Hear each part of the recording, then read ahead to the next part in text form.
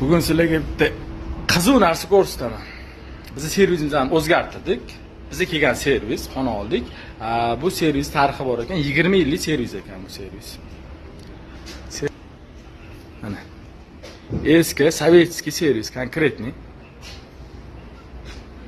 Lekin bu yerda presskurant ko'rib qoldik. Nima deyapti bu? Стоят над dушой. Klientlar keladi, addushi qilib bering deydi. Addushi qilib berish qo'yinglar. Addushi ustani turishini o'zi 10 ming ekan bu.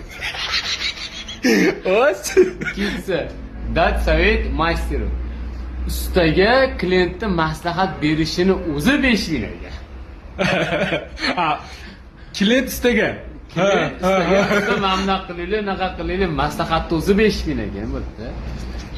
Pomoch masteri. Ustaga yordam beraman, yo deyishi, klientga ustaga yordam berishini o'zi 15 ming. Сделать все самому. Usta o'zim shu joyni qo'lla olaman, ключ berib turing, yo 25 ming ekan. Klient o'zini mashinasini o'zi qilib olsa, qizig'i yo'q. Endi yana bitta qiziq joylari. Zabrat zapchasti бесплатно. Mashinasidan ortib qo'ygan qanaqadir zapchastlar bepul olib ketishi. Получить скидку 10-15 ming.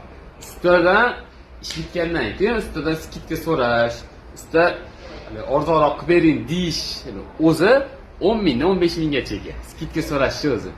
Endi yana bitta qiziq joyi. Ustaga принести мастеру печенье, к чаю бесплатно.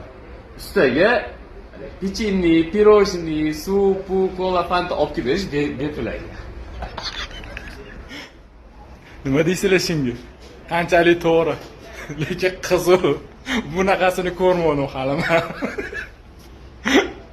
Haqiqiy ustalar menimcha. O'sha yilgi vaqtga 5 ming, 15 ming pul menimcha normalniy pul bo'lgan. Shu presskurant menga yoqdi-da. Shunga qo'shimcha yana nimalar qo'shaylik?